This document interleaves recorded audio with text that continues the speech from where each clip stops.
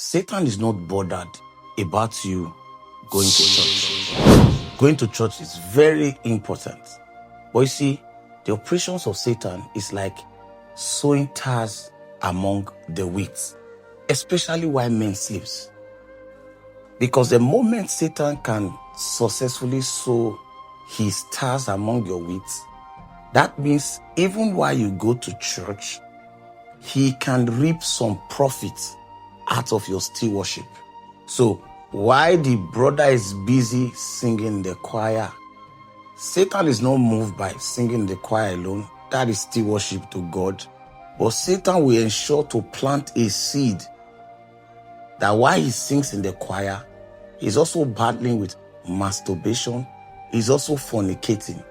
And the painful part is that Satan will make it look so compatible that this same person can still sing and there might be manifestations.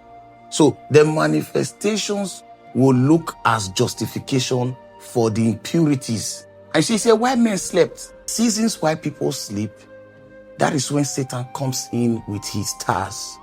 And when you say sleep there, it means a season of inactivity, a season where a man has achieved his highest pursuit, maybe a position or maybe an aspiration.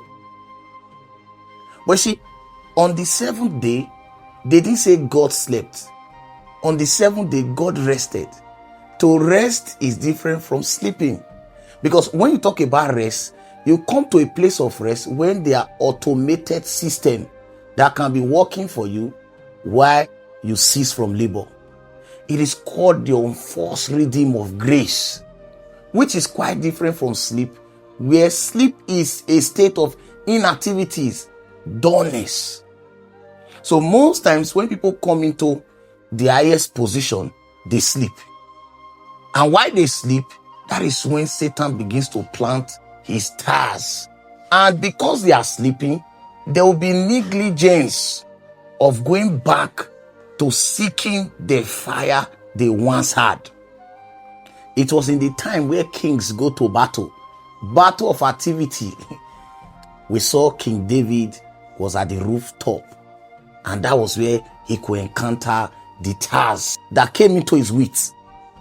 So Satan wants you to go to church. He wants you to be having your activity and all. But while you're having your activity, he needs you to sleep a bit so he could quickly just already plant his tares in your life.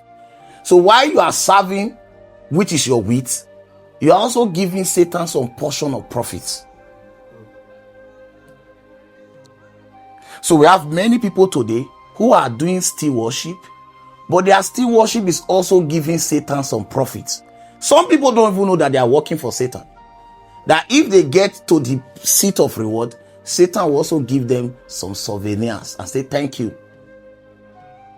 So while you are serving, you must ensure that your still worship is unto the Lord 100%.